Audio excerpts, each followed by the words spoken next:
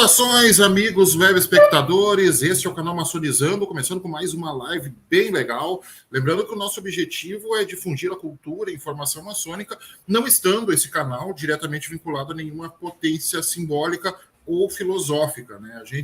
Esse canal é produzido por um maçom regular, no caso esse que vos fala, um maçom do Grande Oriente do Brasil, mas as minhas opiniões e as opiniões dos entrevistados não refletem necessariamente a opinião da maçonaria em geral, e sim a opinião de anos de estudo, base, conhecimento, e sempre aquele compromisso incessante da busca da verdade que norteia todo o bom maçom, né? E antes de nós irmos para a nossa live de fato, vamos fazer as nossas propagandas, as nossas divulgações, né? Inicialmente eu gostaria de divulgar meus livros, né? São 6 livros, eu escrevi 7, 6 estão em divulgação ainda, né? Em comercialização, que é o Tempora Osten, um romance iniciático ambientado na Serra Gaúcha, que envolve a Carbonária. Então, o pessoal que tem curiosidade de conhecer um pouco da Carbonária é legal. Lendas Urbanas de Cruz Alta, a terra que eu nasci, a terra minha cidade natal, que é uma cidade que tem suas lendas urbanas, assim como todas do Brasil, né? Também Curiosidade, Culturas e Mistérios, que é uma coletânea de artigos jornalísticos que eu escrevi ao longo de 20 anos de jornalismo. E os 3 livros de baixo, voltado ao público mais maçônico, né? Landmarks, Ritos e Ordens de Aperfeiçoamento Maçônico, Guia de Ordens Paramaçônicas e Maçonaria, o Legado do Aprendiz. Todos esses livros você encontra R$50 cada um no formato impresso lá no Clube de Autores, ou você pode adquirir no formato digital diretamente comigo a R$15 cada um, ou 6 por 50 num pacotão combo bem legal, tá? Então fica aí a divulgação. Ainda nós temos aqui o canal Portais da Tradição. Não, tio, o Léo me mandou há pouco o card da live, depois eu vou ver se dá tempo até de trocar para mostrar no final da próxima live, mas no canal Portais da Tradição, que é o outro canal que eu participo junto com o Leonardo Toledo, na próxima segunda-feira a gente estará entrevistando o Carlos Brasílio Conte, estará falando sobre maçonaria, teosofia e espiritualidade. Ele é um maçom antigo, bastante conhecido, até no meio literário maçônico, e ele também é membro da Sociedade Teosófica, aquela da Helena Blavatsky e tudo mais, e ele consegue fazer uma analogia e achar pontos semelhantes entre as duas doutrinas, e é sobre isso que ele vai explanar na próxima segunda-feira, né? Além disso, 20 e 30, segunda-feira, certo? Na próxima quinta-feira, melhor dizendo, quinta-feira que vem, nós temos o Clóvis Gregório. O Clóvis Gregório estará falando, entendendo o rito escocês antigo e aceito. O Clóvis Gregório na próxima quinta-feira, uma live também bem bacana. E na sexta-feira, a live que deveria ter sido na semana passada, a gente teve que adiar, mas agora vai acontecer, sexta-feira, 30 de junho, às 20 horas, o Joselito Rencote fala sobre o rito de York, Craft, Arco Real e ordens paramaçônicas progressivas. Essa live já agendada para a próxima sexta-feira, dia 30. Então, marque na agenda aí, 29 o Clóvis, 30 o Joselito, e na segunda-feira nós temos o Carlos Brasílio Conte. Então, essas 3 lives para os próximos dias. Certo, pessoal?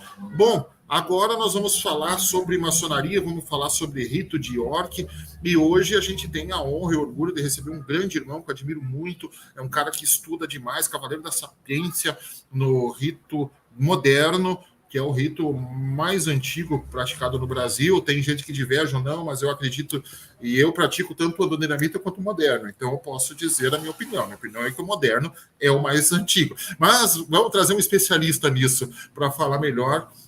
Meu querido irmão, grande companheiro de missão de mais de uma ordem filosófica, Jonas de Medeiros. Muito boa noite, meu amado irmão. Bom dia, boa tarde. Eu estou acostumado tanto a fazer... Acabaste me deixando na dúvida agora. Eu estou acostumado a fazer as lives de noite que acaba saindo automático. Boa tarde, meu querido irmão. Acontece. Prazer enorme estar aqui contigo, Diego. Olha, poder compartilhar um pouco de uma visão até diferente sobre o que é o rito moderno e como ele funciona, né? Trazer uma alternativa complementar, não divergente, dos livros que nós temos à disposição, das perspectivas que os irmãos abordam. Essa é a proposta, eu acho que maior que eu tenho defendido em toda a trajetória, não só no rito moderno, como também nas demais ordens de aperfeiçoamento, nos graus superiores, né? Hoje a gente está junto, né? nas ordens inglesas, lá no nosso querido Rio Grande do Sul, né? Mesmo estando aqui em Santa Catarina, participo lá contigo do Universo Santo Santorum, né? Um projeto muito bacana do nosso Abraço para o Márcio Barcelos. Barcelos. Hoje ele está em Brasília, lá na posse, né, do grão-mestrado e na posse da Soberana Assembleia Federal Legislativa. Então, ele que começou esse projeto no Rio Grande do Sul e a gente se conheceu através da Soberana, através do GOB, veio o convite, né, e por que não vamos trilhar as ordens do York para completar conhecimento. Eu acho que essa é a grande diversão da ordem maçônica, né? Porque se não for divertido, as pessoas não se motivam a participar. Se não for convidativo, elas não vão em frente nos estudos. E a força está na fraternidade, né? A força está na fraternidade, que a gente conhece irmãos que são referência em vários pontos do Brasil, a gente nunca está sozinho, né?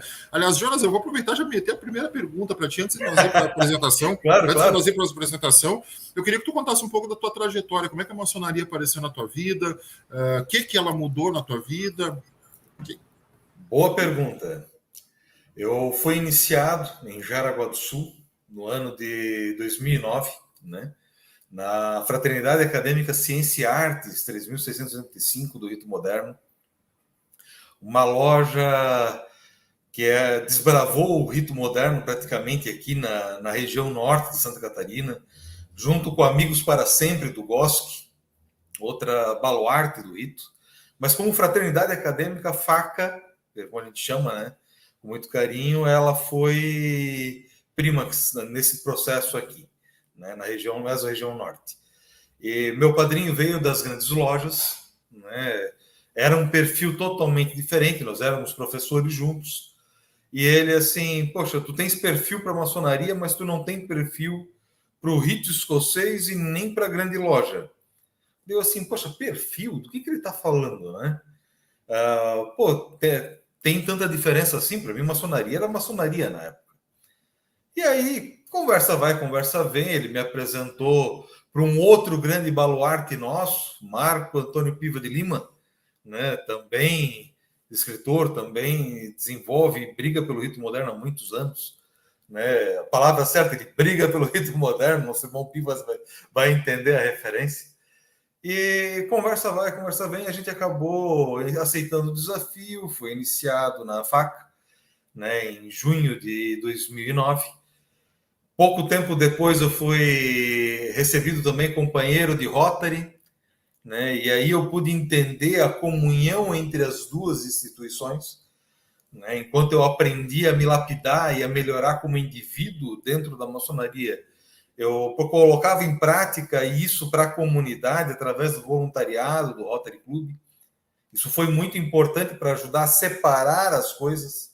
Assim como a gente precisa separar a maçonaria de religião, religião é uma coisa muito distinta, maçonaria é outra coisa. Tem muitas pessoas que fazem uma confusão danada sobre ambas, misturam. Não, cada uma tem o seu lugar. Assim como a maçonaria, a filantropia, ela não necessariamente é o objeto da ordem, ela é o objeto do maçom. E esse precisa praticar a filantropia, o voluntariado, da sua forma, nas suas possibilidades. Então, o Rotary me propiciou isso também. Aí eu fui a mestre na FACA. Um tempo depois ocorreram algumas questões de posicionamento. O rito moderno sempre é muito pujante nos posicionamentos, ele é muito firme em algumas situações de se colocar. Inclusive, os seus irmãos têm o costume de serem muito incisivos. Eu, aos poucos, ainda estou aprendendo a ser menos incisivo nas minhas posições. É difícil, é um trabalho de lapidação constante, mas lá atrás isso fez com que eu procurasse outros caminhos. Fui fundador da Fraternidade Acadêmica Ciência e Arte Real, em Joinville, né, onde eu fui venerável mestre depois. Hoje eu fui deputado na primeira gestão passada, fui coordenador, o antigo delegado do grão-mestre na região, né? Depois fui caminhando, fui reconhecendo as outras ordens, fiz as ordens de sapiência do rito moderno, né? Do 4 ao 7, lá no Oriente de Brusque, né? Depois fundamos o nosso capítulo aqui, né? O Caminho dos Príncipes de Joinville, e trouxemos o rito moderno para cá. E nessa brincadeira toda surgiu a oportunidade, fui para o Conselho Kadoshi, depois do Conselho Kadoshi fomos para o Supremo Conselho em São Paulo. Paralelo a isso, não contente, fui para o Arco Real, né, para entender um pouco por que o rito de York separa a exaltação da elevação. Tu passa companheiro, tu é elevado a mestre, e você só é exaltado de fato no Sagrado Arco Real, nas ordens inglesas. E eu não entendia à época o porquê, eu precisava entender um pouco isso. E fui buscar o Arco Real, né, do próprio Grande Oriente do Brasil, onde eu ainda participo hoje. Fui fundador também do Arco Real da Santo Santorum, no Rio Grande do Sul. Participo também do capítulo 88 de Joinville. Buscamos conhecer mais algumas outras ordens, como Marca, Nauta, lá em Porto Alegre. É lindo também, né? Trazer a Marca e Nauta para fortalecer lá, trazer o irmão Joselito, entre outros tantos baluartes, para ensinar a gente a aprender um pouquinho com eles. Ali eu fui entender com a Marca o verdadeiro significado do grau de companheiro, que é tão negligenciado no simbolismo. Depois, na Nauta, eu fui buscar uma lacuna que se tinha de conhecimento e aperfeiçoamento, é maravilhoso. Tive a oportunidade de ser venerável mestre de Marca e comandante de Nauta no Rio Grande do Sul, morando em Joinville. Né? O pessoal da Santo Santorum não tem como descrever o que é fraternidade, companheirismo e irmandade sem citar a experiência de tu estar num estado e participar da liderança de lojas de outro estado. Né? E não é pouca quilometragem, são 700 e poucos quilômetros de diferença. Né? Mas o pessoal é fantástico, foi uma experiência incrível poder trabalhar com eles. Depois fizemos também no Rio Grande do Sul Cavaleiros Templários, né, do Grande Priorado do Brasil, né, das Ordens Unidas. Depois fizemos Cavaleiro de Malta, também lá no Rio Grande do Sul. Fundamos o Preceptório de Cavaleiros Templários em Joinville. Estamos trazendo o Cavaleiro de Malta para cá também. Em breve vamos ter a fundação da Grande Loja da Marca em Santa Catarina, em Florianópolis. Vamos estar lá presentes ajudando. Fizemos o reconhecimento do 33, né, do SCAB, do Supremo Conselho da Dinamita do Brasil, né, para continuar a caminhada, buscar conhecimento. Isso tudo veio lá de trás, que eu tenho uma convicção muito forte de que a maçonaria é um grande espelho usado para você se conhecer e se enxergar. Esse espelho foi jogado no chão estilhaçado. A cada disputa por vaidades, a cada diferença de opiniões, a cada egos e vaidades, tu vai quebrando o espelho mais um pouco. Tu tem ritos e potências hoje por causa dessas diferenças de perspectiva, histórias distintas. Então, tu pega cada fragmento desse, do rito com menor número de graus ao rito com maior número de graus, tu tem a mesma perspectiva. Cada fragmento do espelho é o espelho. Tu consegue se enxergar nele. Mas quanto mais fragmentos tu junta, quanto mais conhecimento tu traz, mais tu vai montando aquele mosaico para se conhecer. E esse autoconhecimento que vem da maçonaria é o que te permite melhorar como indivíduo, muitas vezes ajudar a sua família, os seus irmãos, se posicionar civilmente, politicamente, socialmente de uma forma melhor, né? Ser uma pessoa mais livre e esclarecida. Não quer dizer concordar com todo mundo. Nós temos irmãos gigantes em posições bem distintas e antagônicas, políticas, por exemplo, direita, esquerda. Mas aonde estiver esse maçom, a gente sabe que vai ter uma predisposição a um trabalho mais justo. Não quer dizer que as convicções deles estão certas ou erradas. Quer dizer que o indivíduo que está representando essa convicção, ele tem princípios dos quais eu coaduno. Talvez facilite o diálogo, talvez facilite a construção de pontes. Outras vezes não. é do indivíduo, né? A instituição é perfeita, as pessoas não são. Então, essa trajetória, essa construção de buscar conhecimento, sintetizar isso no meu simplório entendimento, né, comparado com outros grandes nomes da literatura maçônica no Brasil, outros baluartes com anos de história e trajetória, eu venho apenas tentar trazer um outro olhar, um olhar complementar, diferente, para as mesmas questões e abordar, e essa eu acho que foi a proposta que fez com que eu escrevesse os ensaios filosóficos do rito moderno, que é trazer um posicionamento de lacuna, preencher buracos deixados por outras formas de estudo, por outros olhares. Não quer dizer uma verdade incontestável, longe disso, né? A gente sabe que existem verdades e que a gente vai buscando cada vez mais lapidar a nossa verdade em frente a uma verdade maior, mas eu trago um outro olhar, às vezes, para os mesmos entendimentos. Então, essa é a brincadeira que a gente busca, se divertir. É prazeroso, é gostoso você aprender.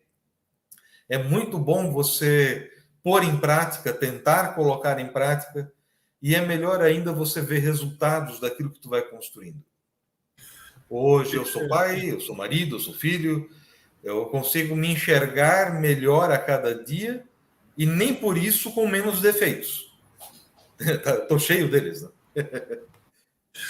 Jonas, até aproveitando então o embalo, né? Tu falaste dos ensaios filosóficos, né? O rito moderno é um rito que se caracteriza por realmente ter um fórum amplo de debate, né? Um fórum período de instrução é um fórum amplo de debate, né? Então, eu gostaria que tu falasse um pouco desses ensaios filosóficos do rito moderno, dessas publicações, e depois eu vou fazer algumas perguntas pontuais acerca da filosofia e o rito moderno, mas eu vou deixar tu fazer a tua apresentação inicialmente, então, tá? Perfeito. Vou botar teu slide aqui na tela. Isso que eu ia pedir. Isso aí tu faz a tua apresentação e depois eu vou fazer algumas perguntas bem pontuais. Os ensaios filosóficos, ele surgiu na época como um desafio. Nós tínhamos as publicações do Castellani, do Gagliardoni, para os filosóficos, né? Nós tínhamos a coleção do Antônio Anias Neto, do Alexandre Magno Camargo, né? O Melquisedeque, sobre o rito moderno, né? E outros grandes baluartes, até no Rio Grande do Sul, vários irmãos que escreviam excelentes obras. Porém, nós tínhamos eu acho que um deixar de lado alguns pontos que eu considero particularmente como importantes de serem tratados.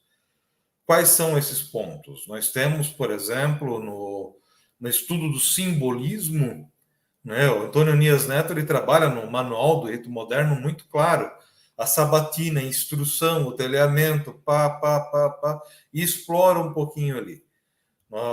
Nós temos o irmão Patuto, que trabalha muito forte na sua coleção agora dos grandes pensadores do rito moderno, né? O rito moderno, ele trabalha os grandes filósofos da humanidade e as suas correlações com a ordem. Aliás, tem a live do Patuto aqui no histórico do canal. Tem. Vale a pena assistir. O pessoal quiser assistir, tá aqui nos vídeos do canal, aqui tá a live do Patuto. Nós temos o irmão Viana, o irmão Beato, que são historiadores incríveis, que vão trazer para a gente pontos históricos do rito, comprovatórios a partir de documentos, análises profundas à raiz do rito. Né? O irmão Patuto até participou da tradução do Regulateur do Masson, que é o grande norte que nós temos em muitos aspectos do rito moderno. Porém, eu sentia falta de trabalhar questões que, quando eu era aprendiz, companheiro, mestre, quando eu passei pelo trono do salão, fui mestre instalado, eu senti falta de um suporte adequado em alguns pontos que vinham daquele espaço cinza entre os ritos e a própria instrução do rito moderno. Foi aí que eu comecei a escrever, a partir de uma coleção de peças de arquitetura, de instruções que a gente usava em loja, os livros. Comecei a reunir esse material e a escrever.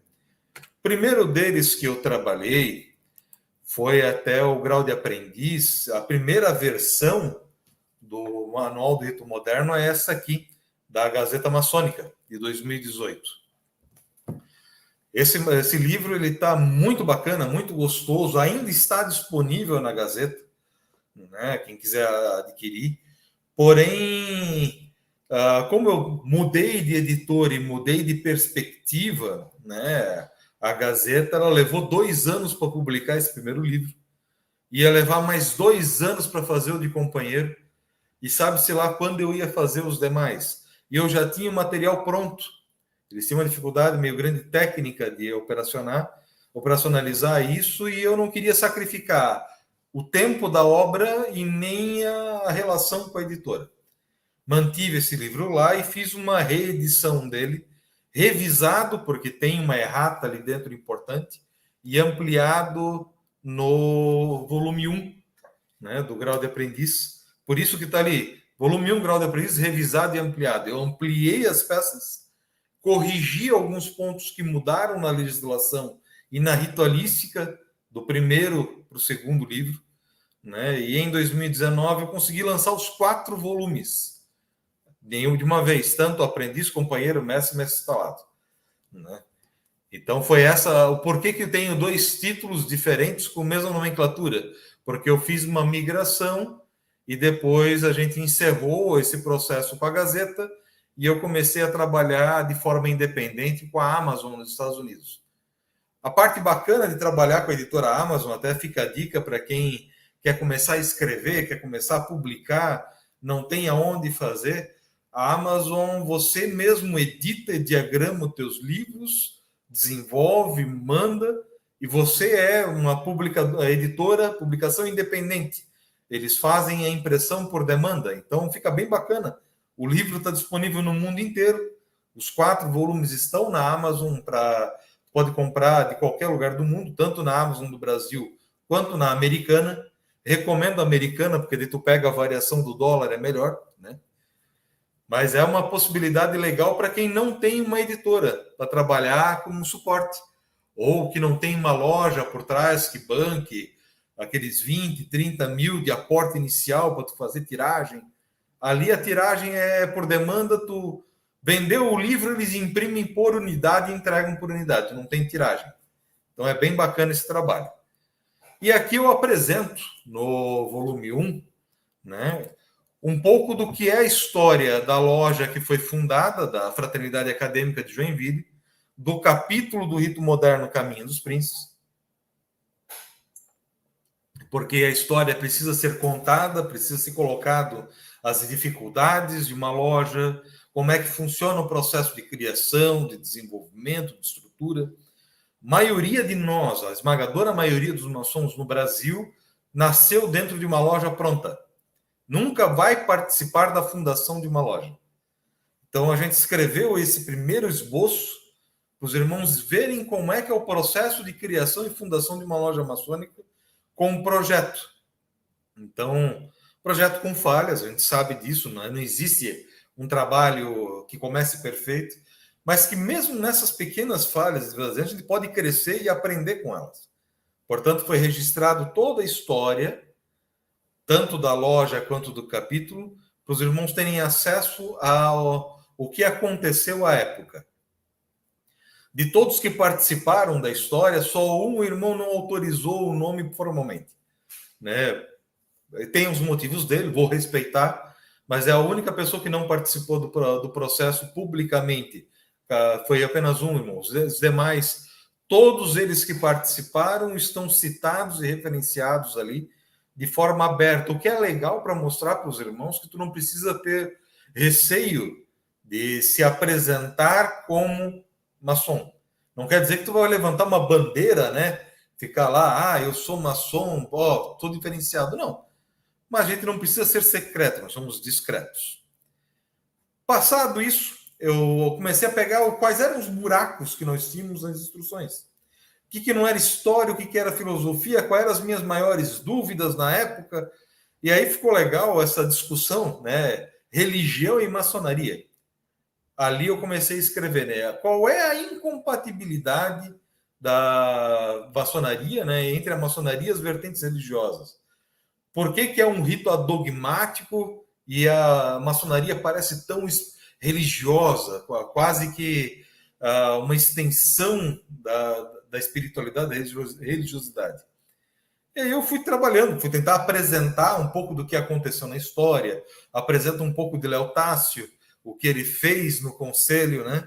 Como é que ele expôs a ordem, quem foram os culpados, tudo de uma linguagem que eu tentei traduzir o mais leve possível para que as pessoas conseguissem entender.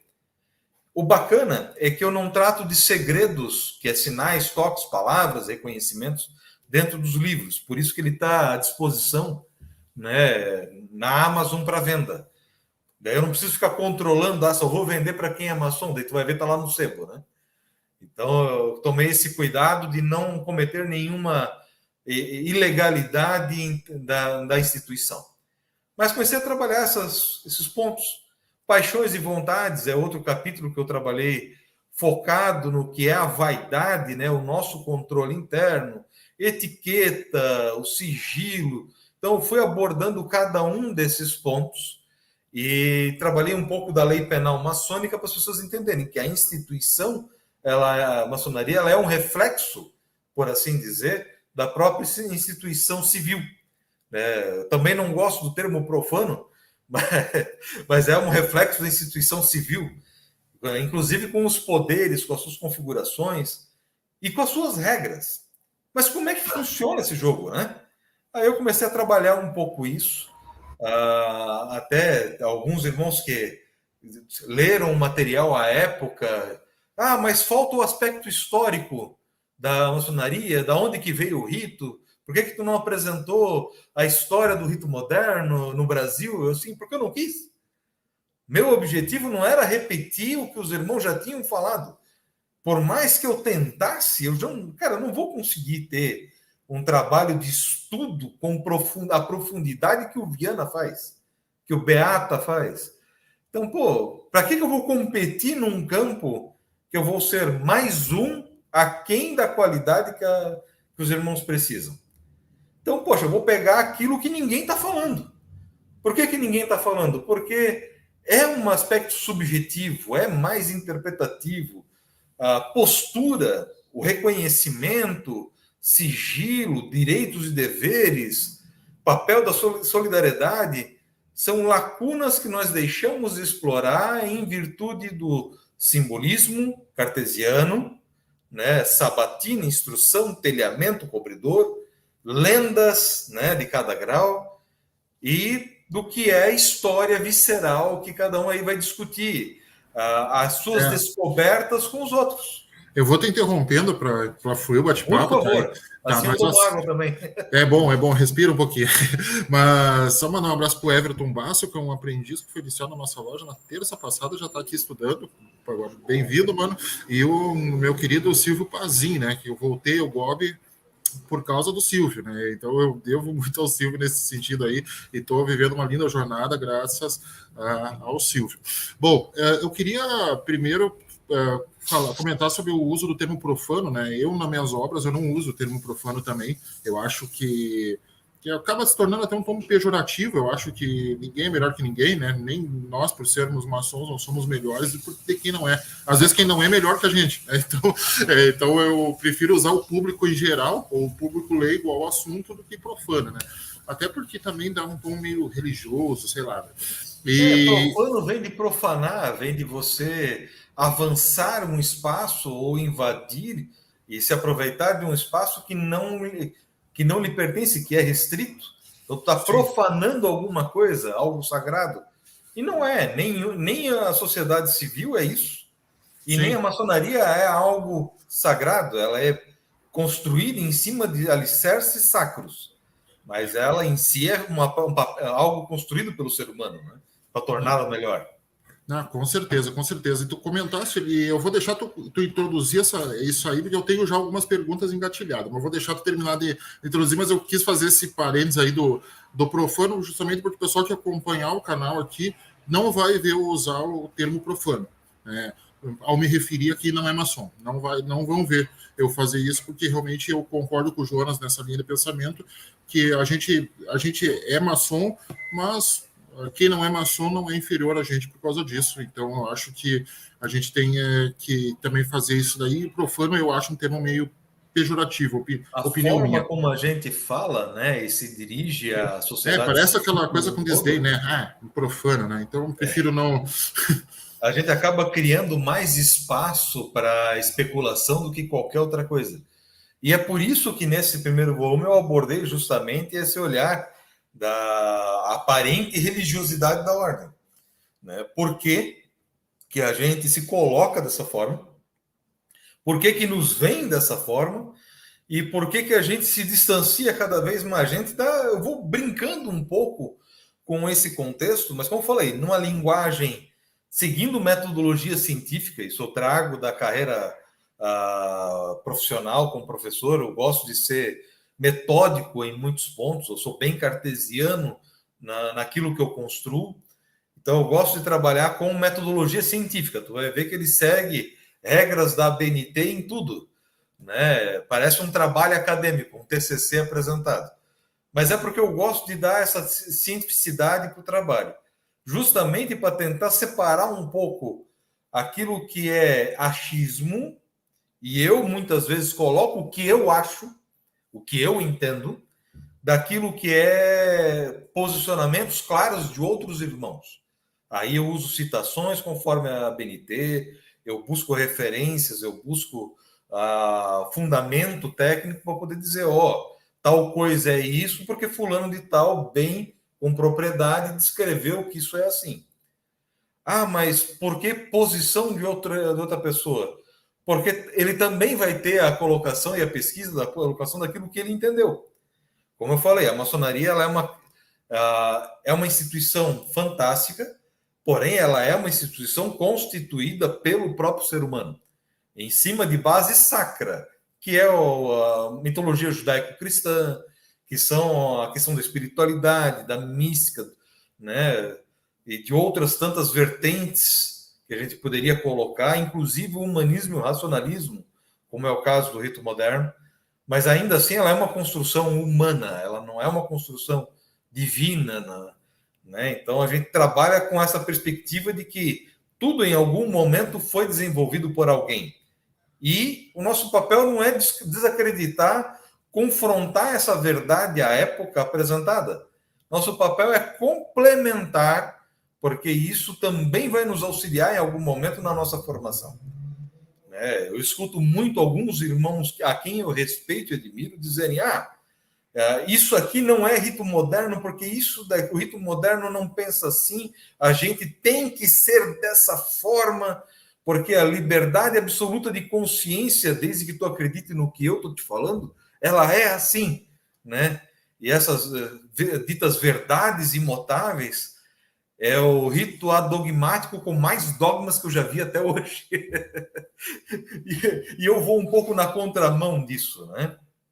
Aí passou um tempo, discuti um pouco das bases da construção de Anderson, de tudo. Eu fui trabalhar o livro do grau mais negligenciado da história, o grau de companheiro. Nessa época só existia um livro, que era o do Muniz, que tratava do grau de companheiro. Aliás, o rito, em todos os ritos é negligenciado, totalmente. Né? Até tu comentaste no começo ali do grau de marca, recomendo a todo mestre maçom que faça o grau de marca para aprender um pouquinho do que faltou lá no grau 2, porque falta em todos os ritos. Não é privilégio nenhum, não é de privilégio nenhum, né? Então o grau de marca realmente é um belo complemento para pegar a essência desse grau, que é um dos mais lindos e mais negligenciados da maçonaria. E é aqui onde o maçom operativo era pleno. A gente esquece de dizer que a plenitude vinha no grau 2, porque era onde ele desenvolvia outras faculdades, além das faculdades que eram de ofício, né? E aí eu tentei justamente trazer essa discussão e apresentar, né, o que é a filosofia para o companheiro, a busca pelas verdades, ele vai além da questão tecnicista, né? A gente entra nas verdades intelectuais, as virtudes intelectuais, as 7 artes liberais, os estudos superiores, que é a base da academia moderna, né? Nós temos as universidades, faculdades, elas surgiram com as artes liberais, com os estudos superiores, que eram as formações que iam além do simples ofício, né? Trabalho como se constrói os saberes. Eu procuro aprofundar nesse livro o que é a filosofia em si. E aí eu trago uma coisa bacana que não está aqui no sumário, ele está nas entrelinhas e tem um capítulo gigantesco sobre isso, que eu tento abordar os filósofos e contemporâneos nossos brasileiros. A gente, filosofia, não tem filósofo brasileiro, né? Nós temos 4 popstars, que eu gosto muito, que é o Karnal, o Pondé, o Clóvis de Barros Filho e o Cortella, né? São os 4 popstars da filosofia brasileira. Gosto muito deles também. Tem uma infinidade de filósofo brasileiro que está subaproveitado, com visões incríveis, de direita, de esquerda, de centro, no campo social e político, no campo da espiritualidade, da religiosidade, da evolução. Então, eu procuro apresentar quem são essas figuras anônimas, de forma muito breve, quem é, idade, quando viveu, nasceu e morreu, aonde, qual é a profissão e qual é a principal da obra, né? Para a gente poder enxergar que filosofia não é matéria estranha à realidade do brasileiro. Nós temos um campo, e a maçonaria ela tem que trabalhar isso, por isso ensaios filosóficos, a obra inteira se baseia no grau de companheiro em si, né, de alguma forma, porque você tem que enxergar em algum momento que maçonaria é filosofia. Ela não é um campo de debate político, social, ideológico. Tu tem espaço para isso dentro da ordem, mas é através da filosofia que você vai buscar a tríplice argamassa para poder construir a tua obra, o teu templo interior, se lapidar, se aprimorar, e que ela não pode ser vazia, não pode ser seca, como é, por exemplo, o estudo exclusivo da história, que é importante. Se você não estuda história, tu não sabe o que está acontecendo ou o que vai acontecer. Quem não conhece a história está fadado a repetir, ditado popular, né?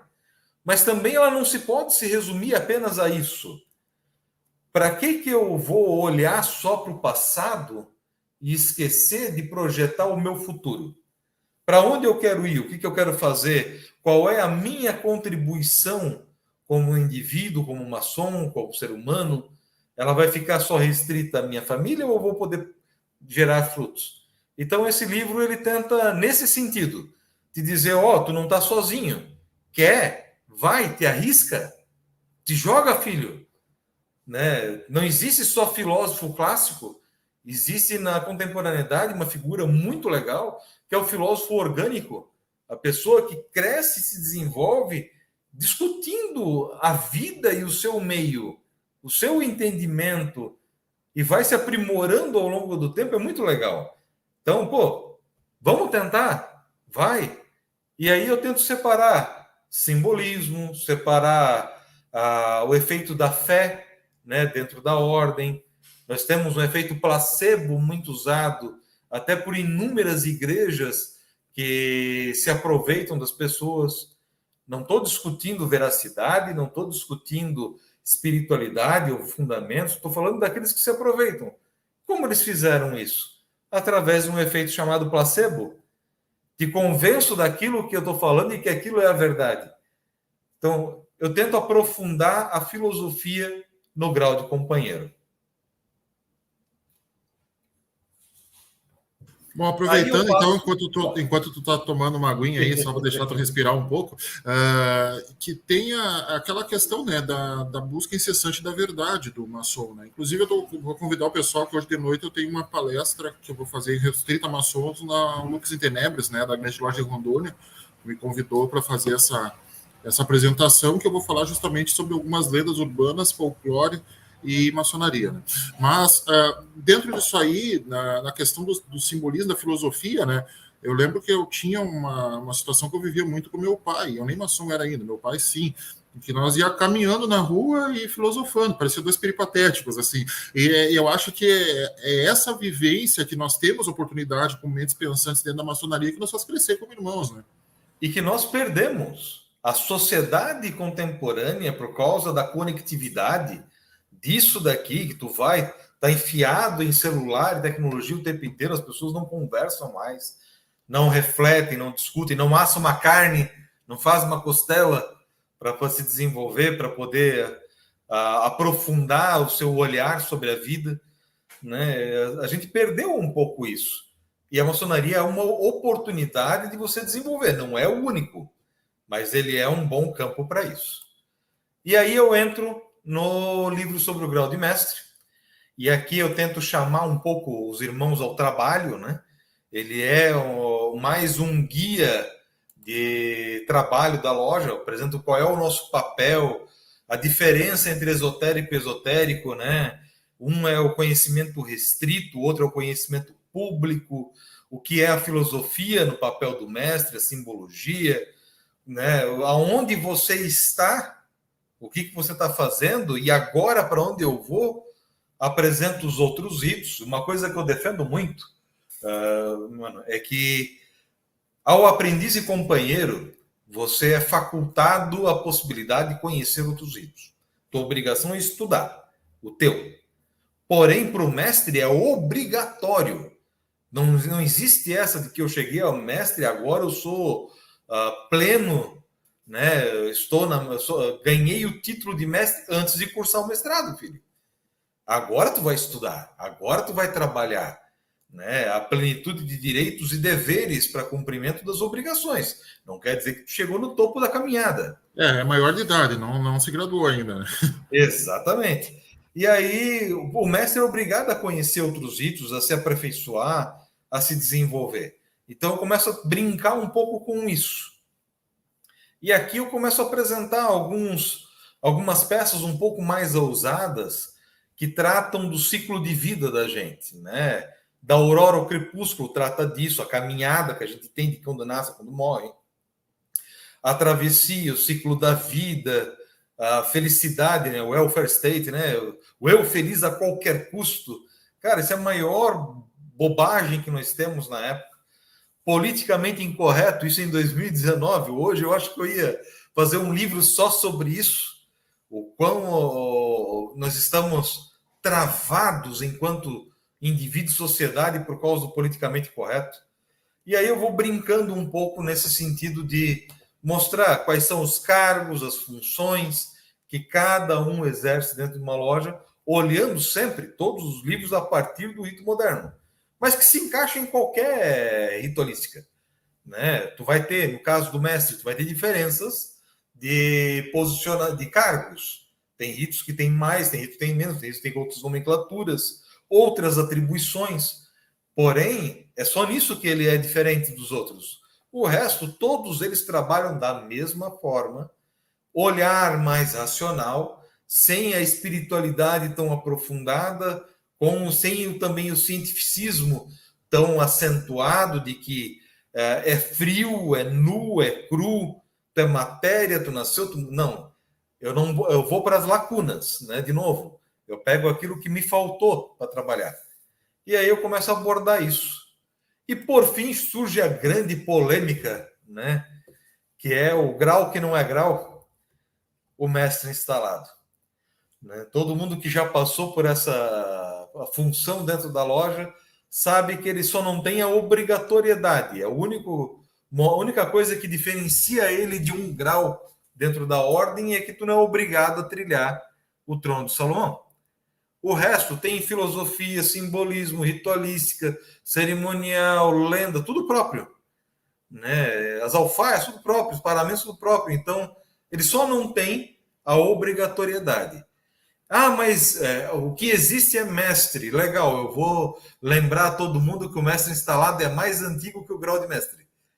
Porque primeiro os companheiros elegiam um mestre para ser o mestre da loja, quando acabava ele voltava a ser companheiro. Então, havia o mestre instalado, mas não havia ainda o grau de mestre.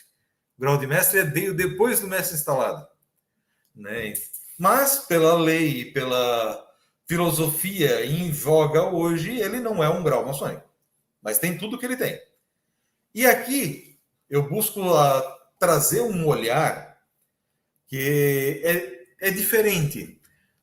A gente comentou logo no início, né, que é O rito moderno ele tem uma diferença que é o período de estudos mais aguçado, mais aflorado, com mais tempo. Só que numa loja, o dia a dia de uma loja, a gente sabe como é que funciona a verdade. Nem sempre tu vai ter uma peça de arquitetura, nem sempre vai ter um debate pronto, uma instrução para fazer. E aí? Quantas vezes eu me vi nessa sinuca de bico como venerável? Né? Ou como mestre instalado, tendo que dar uma instrução para aprendiz, companheiro, e agora, o que eu faço? Foi aonde eu tentei juntar um pouco disso tudo nesse trabalho. Apresento o que é o mestre instalado, óbvio, né? Depois, as insígnias, os paramentos, como é que funciona, as 3 grandes alfaias, né? Nós temos os instrumentos de trabalho do aprendiz, do companheiro, do mestre, agora do mestre instalado ele também tem, né? E que são próprias dele, o que significa? E dou outros olhares mais interpretativos aqui. No volume 4, eu ousei bastante sair um pouco do cientificismo, trabalhei muito mais a interpretação, o entendimento próprio, o outro olhar acerca de cada um desses elementos. E eu apresento diversas pequenas peças de arquitetura, breves de instrução, feitas para provocar ao debate em loja. Por exemplo, o conceito do monomito, do Joseph John Campbell, que rendeu um capítulo do livro do irmão Patuto, lá fantástico, capítulo 16 do tomo 2, né, dos grandes pensadores da humanidade, o rito moderno. Trabalho o dilema do herói, que ele não pode salvar a todos, então quem ele escolhe salvar e quem ele escolhe deixar morrer. A espada de Damocles, para quem está na liderança de um grupo, o peso da responsabilidade, né, aquela espada que estava sobre o trono do rei, segurada por um fio de crina de cavalo, né? Então, quer a autoridade, os prazeres, as vantagens de ser rei, senta no trono. Mas está vendo aquela espada ali? Você vai ter que arcar com o peso de a qualquer momento você ser deposto, derrubado, morto. E o que isso significa? Aí eu vou trabalhando cada um desses pequenos aspectos de entendimento na forma de pequenas instruções e peças. Porque nós temos o papel do primeiro e segundo vigilante, da instrução, nós temos as formações que os mestres precisam trabalhar, mas o mestre instalado é um cara que já passou por tudo aquilo, ou às vezes está repassando por aquilo várias e várias vezes, e tem tanto para contribuir, a gente vai deixar ele lá quietinho no canto? Não! Vamos usar esse cara que passou por Seria até um desperdício, né? Seria até um desperdício ter um cara que tem experiência, que tem tarimba, que tem conhecimento e deixar o cara quieto num canto, não dá? Né? E é justamente isso. Eu dou essas pequenas pontas de debate, né? Aquela ponta solta para ele puxar o fio e construir. E é dos 4, é o mais filosófico da coleção, porque ele é mais provocativo, ele é mais interpretativo, ele é mais denso no ponto de vista do simbolismo e da filosofia, para te provocar. Essa foi a ideia toda, né? Passado disso também, dessas obras despencaram outras, né? E aqui eu até tomo um pouco a liberdade de apresentar um pouco os outros materiais, como, por exemplo, meu grande xodó, Assar, Matear, Prosear, Reflexões para quando se está assando uma costela a fogo de chão, que eu trabalho justamente filosofia para quem não é maçom, usando a maçonaria. Ou seja, como é que eu discuto com a minha esposa, com os meus amigos, com meus irmãos, com meus pais, filosofia vista dentro da ordem, porém numa linguagem diferente. Ou entre a ciência e a arte real, que a gente fez um trabalho para impulsionar na Fraternidade Acadêmica dos Estudos, o primeiro volume do Ensaios Filosóficos, né? E, mais recentemente, 4 artigos científicos publicados, né, que foi na revista O Prum, do Grande Oriente de Santa Catarina, do GOSC, né, filiado a Comab, perdão, não CSMB, que abriu a oportunidade da gente conversar e também discutir um pouco sobre outros olhares da filosofia e aprofundamentos. A coleção Ensaios Filosóficos ela é de 2019, final de 2019, novembro e dezembro. mas ela acaba ainda preenchendo uma lacuna pouco explorada, e aí fica um convite a outros irmãos do rito moderno. Outros ritos abordam melhor isso, né, com outros trabalhos de cultura, filosofia, história, não a história escrita, factual, mas a história orientativa, instrutiva, né, os contos filosóficos, e vai discutindo filosofia dentro do rito moderno. Porque existe os graus filosóficos do rito, né, do 4 ao 7.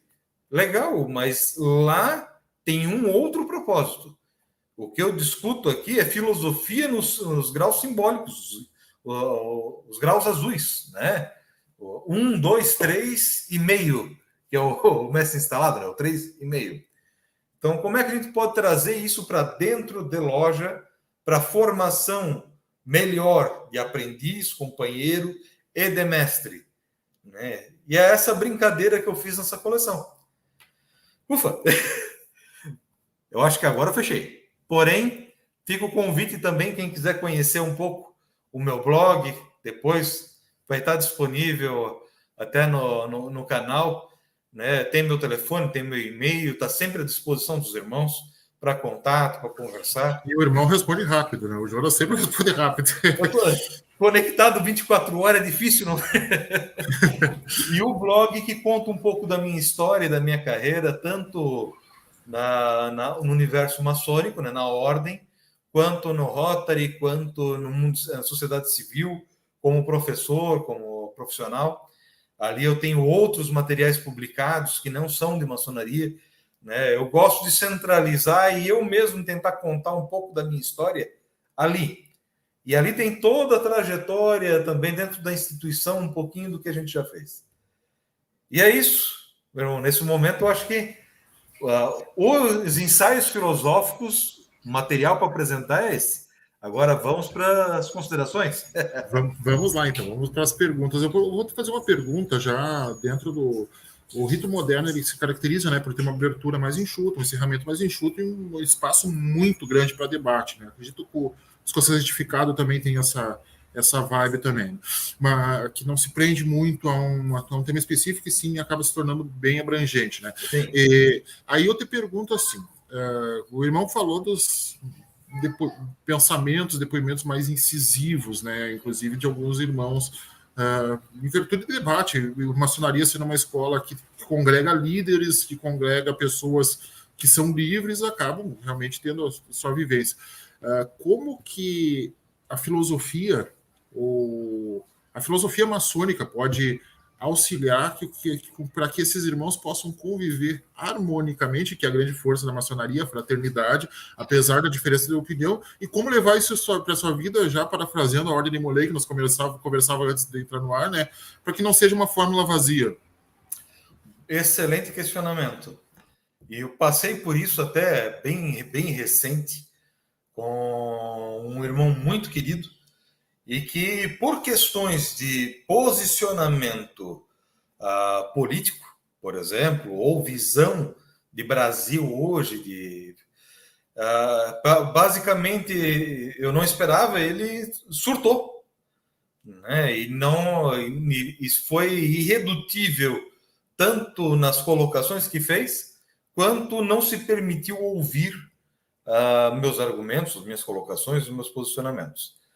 E isso me deixou bem chateado na época, tudo, mas eu entendo um pouco o olhar dele, a forma como ele vê.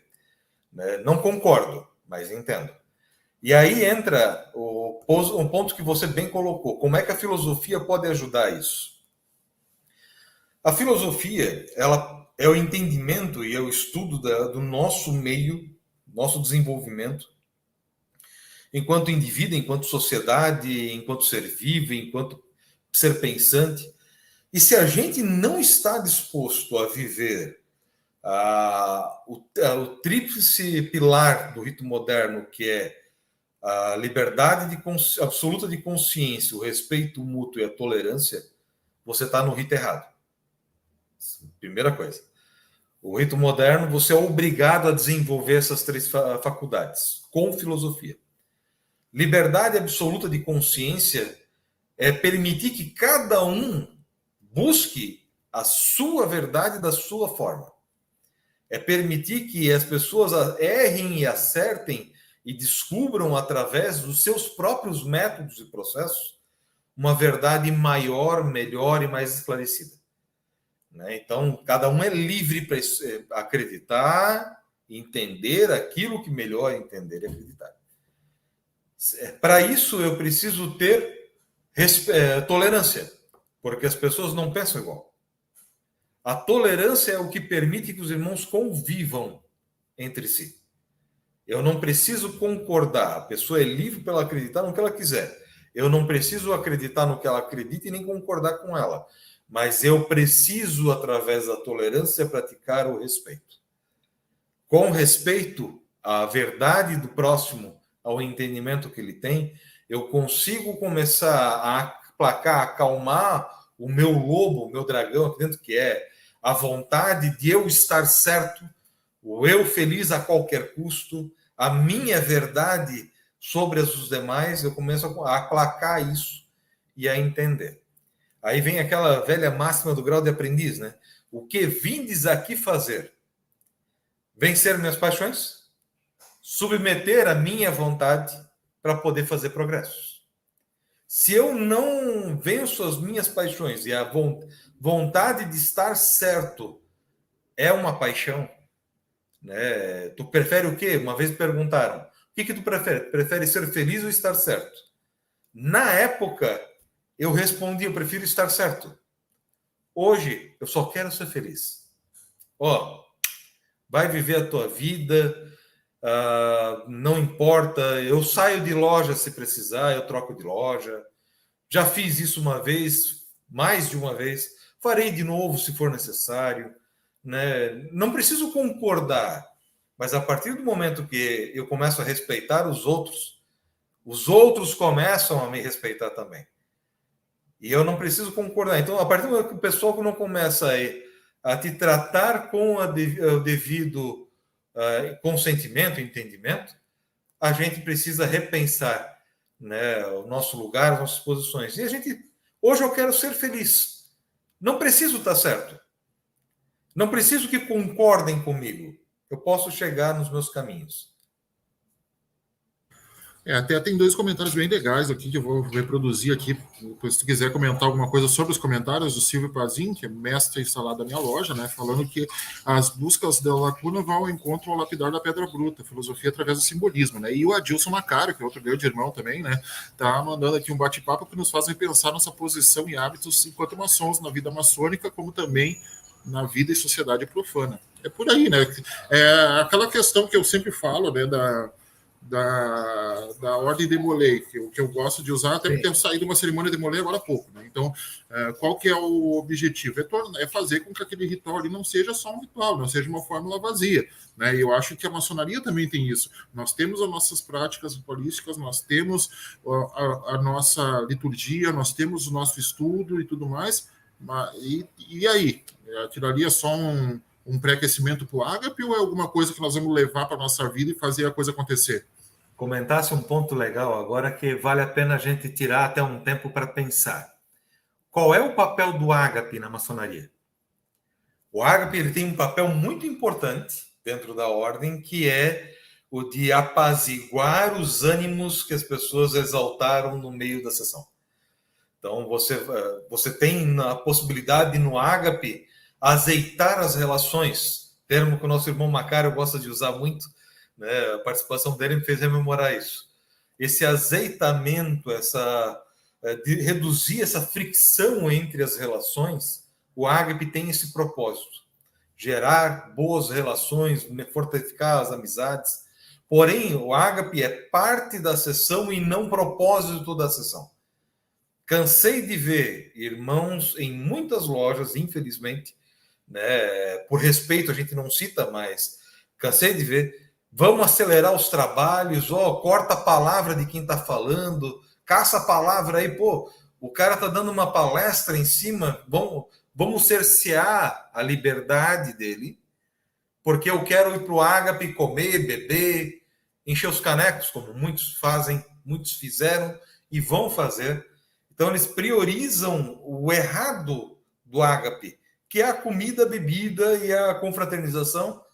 Na semana à noite, é o clube do bolinha, eles querem sair de casa para poder, com uma carta de euforia da família e da esposa, ter um lugar para poder comer e beber e se divertir, né? Como se fosse uma fuga das relações da vida civil. E uma loja que eu participava era no final de semana também. O pessoal queria ir rápido para o ágape, porque jantar, porque vamos comer, vamos beber, lá a gente conversa. Lá é papo de boteco, lá ninguém aprende nada. É muito importante para as relações, mas ela não pode ser objeto de reunião. No Rotary a gente tinha a mesma discussão, igual também. Nós somos rotarianos ou jantarianos, né? Tu veio aqui para estudar voluntariado pelo teu ofício, pelo teu profissional, ou tu veio aqui para se reunir para comes e bebes? Clube do Bolinha. E esse é o ponto que a gente tem que tomar muito cuidado. As relações são, sim, fortalecidas no ágape.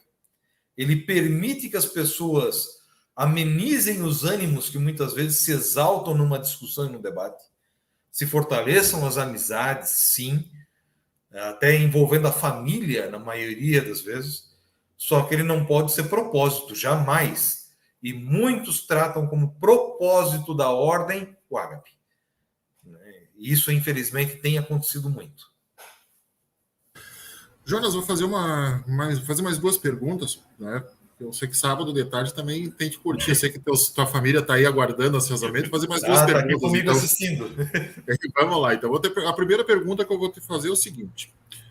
Uma pergunta hipotética. Eu, Diego, iniciei na maçonaria ontem, sexta-feira. Que conselho tu me dá? Olha, se eu falo com os meus afiliados, né? Quando eu trago alguém para maçonaria, eu já aviso antes e aviso depois. Antes eu aviso assim, esteja preparado e aberto, de mente aberta para o que vai acontecer contigo. Ou seja, não crie expectativas de nenhuma sorte. Assim tu vai ser surpreendido pelo que vier. Viva e aproveite esse momento. A iniciação e outras cerimônias de passagem da maçonaria, como a própria sessão maçônica, ela é teatralizada por uma razão. A disciplina vem para te ensinar através da repetição, através do formalismo, né, do protocolo que tem que ser seguido. Tudo tem um propósito ali, né? E não é místico, se você quiser pensar. Também pode ser, se você acreditar, mas ele tem um propósito pedagógico muito forte. Te ensinar, te moldar, te forjar. E para quem acabou de entrar, passou por aquilo, entenda que a instituição é perfeita, composta por homens e pessoas imperfeitas. Tu vai encontrar de todo tipo de pessoa dentro da ordem. Aqueles que vieram sem saber o que iam encontrar, encontraram um campo de desenvolvimento gigantesco. Aqueles que vieram buscando ficar rico, facilidades, influência, eu quero me destacar, chegou aqui, não é nada disso. Né? Ninguém fica rico na maçonaria, pelo contrário, é um esporte muito caro, né? Tu gasta dinheiro, tu não ganha dinheiro, mas tu aprende muito. Então, dependendo com o que você veio de propósito, é o que você precisa entender. E saiba que você está aqui para se desenvolver individualmente, sozinho.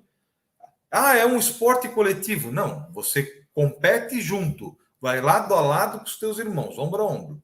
Porém, desenvolvimento é faculdade individual. Você ganha as ferramentas, o que tu vai fazer com elas é contigo. Se tu vai usar aquilo para construir uma mansão, fazer um casebre ou destruir a casa dos outros. É você que usa as ferramentas que tem.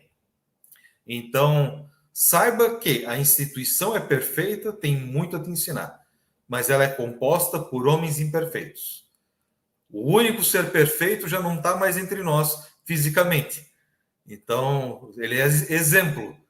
Mas o restante que está aqui, todo mundo tem dificuldades, problemas, defeitos, manias, jeitos. Então, esteja disposto a aprender com o melhor das pessoas e a suportar, talvez, aquilo que não é tão bom. O irmão Silvio, que está assistindo aqui, ele sempre costuma dizer, quando a gente está conversando na loja, no agro, tomando um café, ele sempre diz, a maçonaria, ela potencializa tudo, né? Os vícios Perfeito. e as virtudes, ela potencializa tudo. Então, se nós nos concentrar nas virtudes, a gente consegue ter uma experiência mais profícua, né? Eu lembrei disso que o Silvio sempre comenta. E eu vou ter... Então, agora, aproveitando esse gancho, eu abro o microfone para a vontade, para as considerações finais, Jonas. Olha, Diego, só tenho que te dizer muito obrigado pela oportunidade de vir conversar um pouco contigo, apresentar um pouco da minha história, do trabalho que eu desenvolvi. Ele não é pretensioso de responder a todas as perguntas, pelo contrário, ele vai te gerar muito mais dúvidas do que responder qualquer coisa. Mas eu tentei trazer nesse projeto dos ensaios filosóficos justamente a cobertura das grandes lacunas da minha formação. E que eu acredito que outros irmãos possam ter tido as mesmas lacunas, com as mesmas perguntas, as mesmas dificuldades, e mostrar para esses irmãos, e hoje isso está se concretizando, que não se tem apenas os grandes baluartes do passado.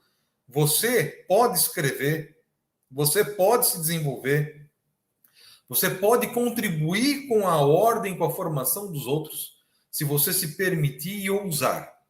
Não só dentro do teu mundo, na tua zona de conforto, que é a tua loja, o teu grupo, mas, quem sabe, reunir o teu trabalho, o teu estudo ao longo da vida e transforma aquilo em algo concreto.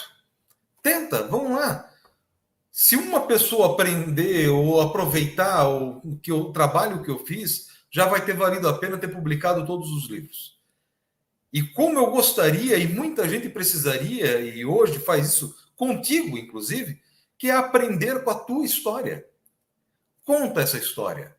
Não se limite pelas dificuldades, ou não recue ante um pretexto, como diz o Clóvis de Barros Filho, né? Vai, faz, o mundo é teu.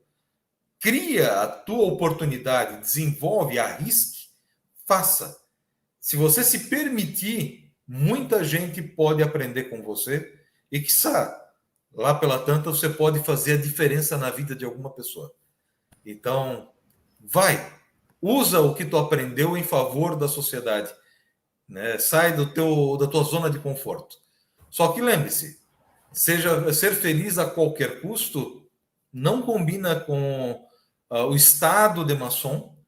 E hoje, efetivamente, eu prefiro muito mais ser feliz, não a qualquer custo, mas ser feliz do que realmente estar certo. Então, eu recuo de uma discussão, eu costumo recuar de uma briga, eu não vou para o enfrentamento, porque eu não vou ganhar absolutamente nada com isso, só desgaste. Eu prefiro viver em comunhão com aqueles que estão ao meu redor. Então, muito obrigado, mano, Diego, pela oportunidade. Vamos nos encontrar em breve lá no nosso grande Rio Grande do Sul, nossa Porto Alegre. É um prazer enorme estar com vocês lá nas ordens superiores do Rito de York, em outras tantas vertentes da nossa maçonaria. E, como eu disse antes, quanto mais cacos do espelho eu juntar, melhor eu vou me conhecer. Eu vou me enxergar de formas diferentes, que não apenas aquilo que eu conheço ou acredito ser a verdade. Muito obrigado, Jonas. Eu vou deixar aqui na tela, deixa eu ver se vai aparecer aqui os contatos do Jonas, só para relembrar. Então, quem quiser trocar uma ideia com o Jonas, vai lá, adiciona ele no Instagram, adiciona ele no Facebook, manda mensagem. Eu tenho no meu blog o link para todas as minhas redes. Então, tá aí. Quem quiser, minha vida está aberta ali, eu não tenho nada a esconder de ninguém. Isso que é o bacana, o gostoso de uma vida pública. Né? E eu estou à disposição para conversar com todos. Fiz irmãos e amigos maravilhosos, graças à maçonaria, no Brasil, nas Américas, no Reino Unido, né, em Portugal, Espanha, Inglaterra. E isso é a beleza da ordem. Aonde tu tiver, tu vai ter irmãos para conversar, para crescer e desenvolver. Então, meus contatos estão aqui. Fiquem à vontade. Muito bom. Vou pedir só para o Jonas segurar online aí um pouquinho, porque Claro. Depois que eu encerrar, eu quero me despedir do irmão fora do ar ainda. Tá? Então, segura online um pouquinho. Mas obrigado, Jonas. Um grande abraço aí. e a gente volta. Já volto a falar com o Jonas fora do ar, mas só relembrando os recados no comecinho da live, eu tinha dito da live do Carlos Brasílio Conte, nós ainda não tínhamos a arte, né? Então, para quê? A arte está pronta.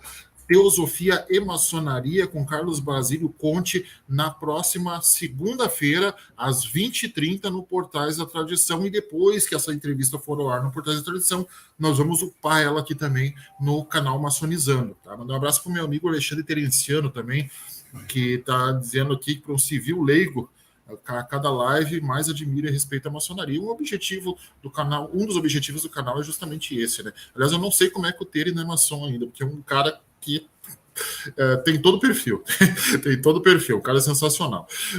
E também, lembrando, nós vamos ter mais 2 lives semana que vem, né? Tem o Clóvis Gregório na quinta, falando sobre o rito escocês antigo aceito, às 20 horas, na quinta-feira, e na sexta-feira, a entrevista que era para ter ido nessa semana, na realidade, mas por conflitos de agenda, a gente teve que reagendar, então, na próxima sexta-feira, uma entrevista aí, o pessoal quer saber do Arco Real, que o Jonas falou, né? Então, o rito de Orte, o craft, o Arco Real e as ordens maçônicas progressivas.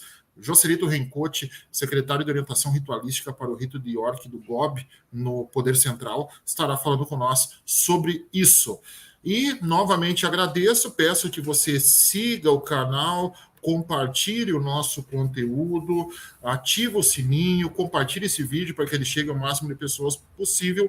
Segue o nosso contato aí na tela, caso você tenha alguma sugestão de pauta, uma reclamação, um elogio, ou queira fazer uma doação de qualquer valor para a Chama Pix, aí está também o nosso contato. E eu desejo a todos um ótimo final de semana. Os irmãos maçons, eu convido para a noite, estarei dando uma palestra na Lux in Tenebris, da Grande Loja de Rondônia, uma palestra virtual, e na segunda-feira a gente volta no Portais da Tradição. Obrigado, pessoal, um ótimo final de semana a todos, e um bom resto de tarde.